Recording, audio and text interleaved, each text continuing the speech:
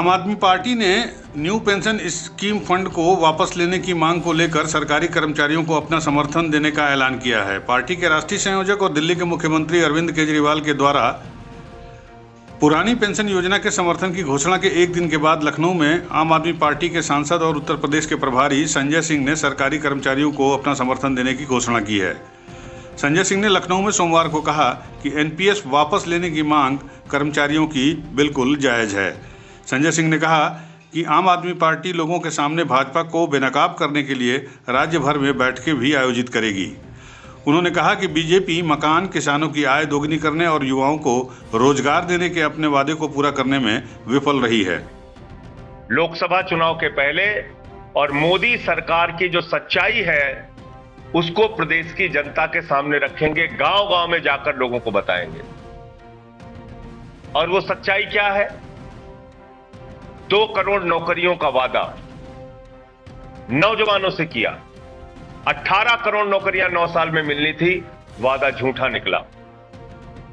महंगाई कम करने का वादा देश की जनता से किया, वादा झूठा निकला।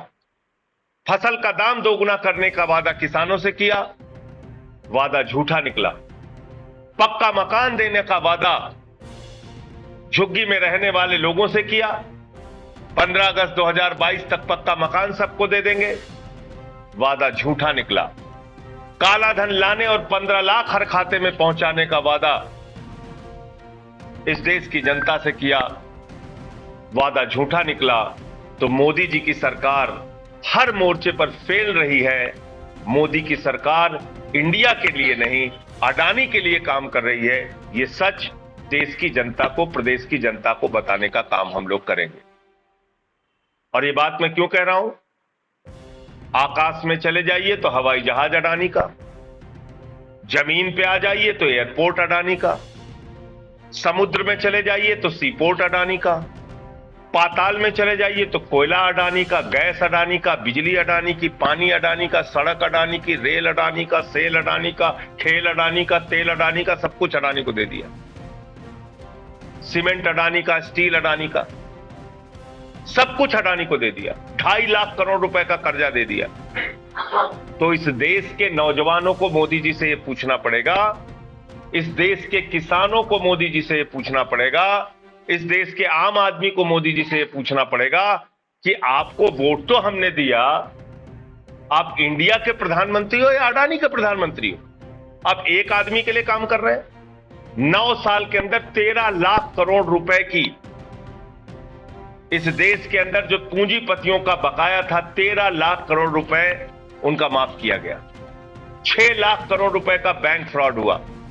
मेहुल चौकसी से लेकर तमाम नरेंद्र मोदी जी के करीबी, चाहे ललित मोदी हो, चाहे नितिन संदेशरा हो, चाहे विजय माल्या हो, वो सब आज विदेशों में बैठ के भारत की व्यवस्था को चिढ़ा रहे हैं। ऐसे तमाम बड़े मुद्दे हैं। संजय सिंह ने जाति जनगणना का भी समर्थन किया और कहा कि आरक्षण का लाभ लाभार्थियों तक तभी पहुंच सकता है जब जातिगत जनगणना करवाई जाए। सरकारी कर्मचारियों का पैसा शेयर बाजार में निवेश कर रही है सरकार, उनका भविष्य सुरक्षित नहीं है। दिल्ली और पंजाब में हमारी सरकारों ने इसे लागू नहीं होने दिया है। केजरीवाल साहब ने मांग की है कि एनपीएस लागू होना चाहिए और पुरानी पेंशन स्कीम वापस लाई जाए। संजय सिंह ने कहा कि आने वाले महीनों में आम आदमी पार्टी इसको लेकर जनता में आंदोलन करेगी। संजय सिंह ने देवरिया की घटना का जिक्र करते हुए कहा कि वहां 6 लोगों की हत्या कर दी गई और उस बस्ती की, जहां एक महिला के साथ उसके पति के सामने कथित तौर पर बलात्कार किया गया। संजय सिंह ने महात्मा गांधी और लाल बहादुर शास्त्री की जयंती मनाने के लिए भारतीय जनता पार्टी से भी सवाल किया कि जो अहिंसा और शांति में विश्वास करते थे, लेकिन ये पार्टी उसमें विश्वास नहीं रखती है। यूपी न्यूज़ 9 के लिए लखनऊ से ब्यूरो रिपोर्ट। चाहिए उत्तर भारत में बिहार हो, उत्तर प्रदेश हो, राजस्थान हो, हरियाणा हो और बाकी क्षेत्रों में भी जाति जनगणना एक बड़ा मुद्दा है। जब तक आपको पता ही नहीं चलेगा कि किस जाति की कितनी संख्या है, तो सरकार की तमाम स्कीमें जो लागू होती हैं, आरक्षण की जो व्यवस्था लागू होती है, उसमें सभी जातियों के साथ न्याय करना संभव नहीं है अगर आपके पास जाति जनगणना का आंकड़ा नहीं होगा।